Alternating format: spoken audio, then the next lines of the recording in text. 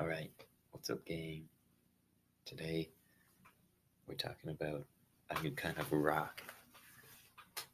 Not new, it's very old. I just found out about this kind of rock. It's pretty sick, right? Called a stromatolite. Now, a stromatolite is a sedimentary rock, one of the three major rock types, which, for those of you who don't know, I conveniently have that pulled up. First, major rock type, igneous rocks.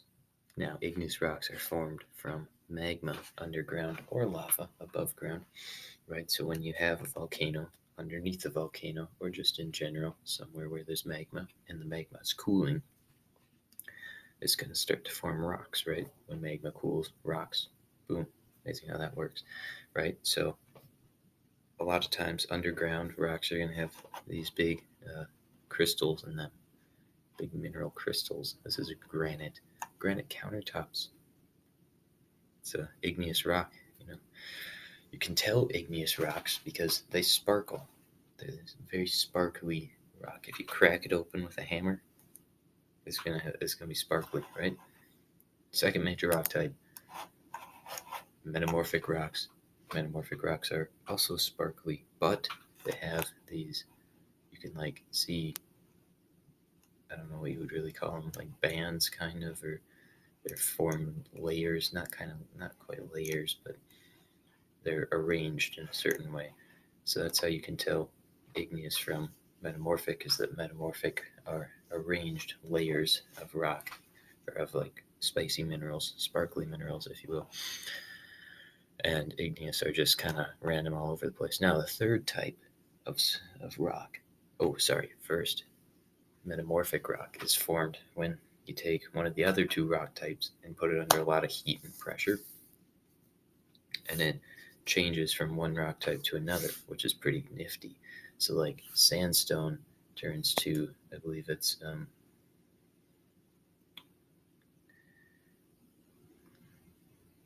I'm blanking on it now.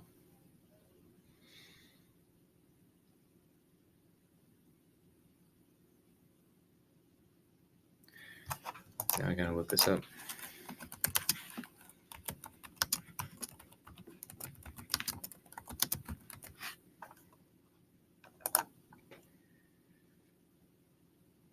Quartzite, that's the one. Alright, so it turns into quartzite.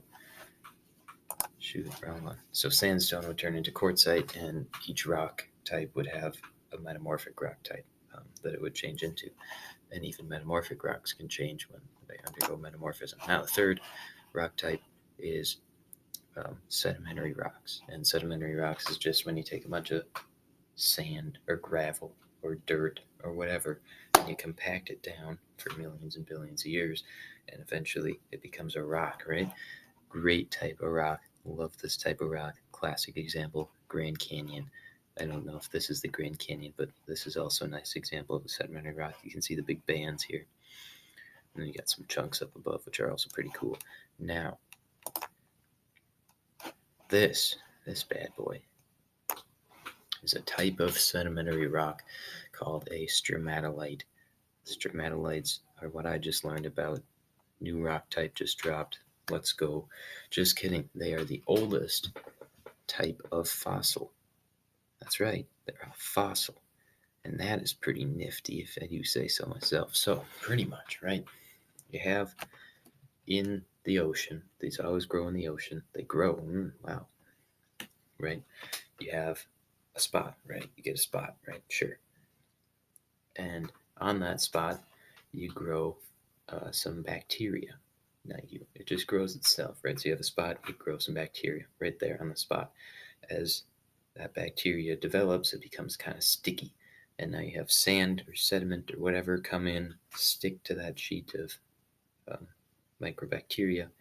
And then after some sand builds up, it'll compact, solidate, and become a fossil. The microbacteria will, anyway. And then on top of that, a new layer of microbacteria will grow. The more sediment comes in, compacts, fossilizes, whatever. just repeats over and over until you have these big rock things. So, I forget what else I have on here. Here's a crosscut of a stromatolite. You can see all these wonky little wheels and stuff in here. Now, normally, you would look at this and go, what is going on? Because most rock, most sedimentary rock, needs to conform to the laws of physics. Most things do, right? So on most sandstone and stuff that you'll see, it's all layered horizontally. It's all layered flat. But this does not have to conform to the laws of physics because it is just cool like that. So when the microbacteria gets sticky or whatever, since it's already growing on the previous layer, it can just stick to whatever that previous layer is. So you can see this nice band running through here. So at one point there would have been microbacteria growing on there. The sediment would have stuck to it, and then that would be forming the next layer. Here's another example. Pretty wonky little thing there, huh? So, and then these are also some little sections of stuff going on. I don't know what they really are, but they're like the actual the microfossils, if you will. So they're pretty cool, and then it just grows the rock around that, which is insane. So when you have these things, like I said, you're growing, for the most part, you have this little colony of microbacteria right here, right? And as you start to kind of get a little bit of stuff growing on there, some microbacteria or whatever, and then some sediment comes in, and eventually it compacts and you form a new layer right above that, and then you form a new layer right above that, and then a new layer right above that, and then a new layer right above that. And for the most part, most of the stromatolites that you'll see are going to look something like this. But some don't. Some kind of look like this. They start out like that, and then they kind of grow a little hump, and they grow a bigger hump, and then they grow a bigger hump, and then they grow a bigger hump. But they always start in the same spot, right down here in the corner. So why is that? Well, we figured out. Somebody smart figured out that wherever this shoulder of the rock is where the seafloor was when that layer was growing. So if you find a stromatolite and you carbon date how old it was, a certain layer is, say this layer right here is 1.2 billion years old, you can tell exactly where the seafloor was 1.2 billion years ago in this exact location. Right there. And then right here, you can tell, since they all grow from the same location right down here at this shoulder, maybe this layer is 1.2 billion years old, but this layer is only 1 billion years old. For 0.2 billion years, that seafloor didn't change. It just stayed right there.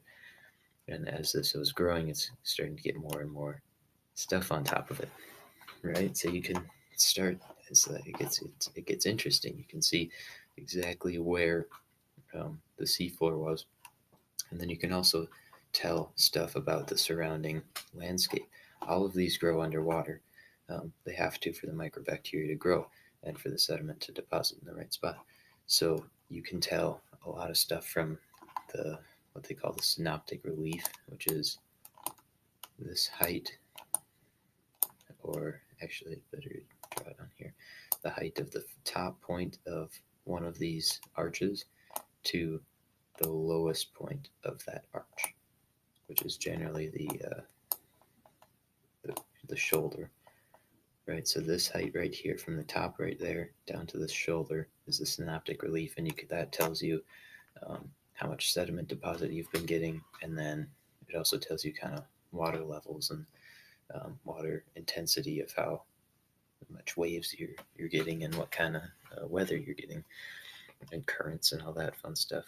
And then inside of these layers, when you look at them under a microscope and you dissect what they are, you can tell what kind of sediment was there. You can tell what kind of rocks were there. And well, the rocks are generally still there, but you can tell the sediment that type that was there at the time, and just kind of size and shape and stuff. Because I mean, a lot of times the sediment's not there anymore, especially after 1.2 billion years.